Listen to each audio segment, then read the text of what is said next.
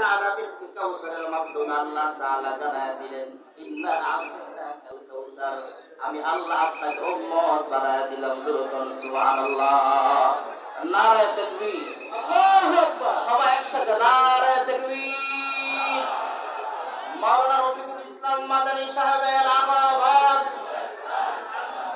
হোমনা থানার পক্ষ থেকে লাল গোলাপ শুভেচ্ছা, কাটোয়াকান্দির পক্ষ থেকে লাল গোলাপ শুভেচ্ছা।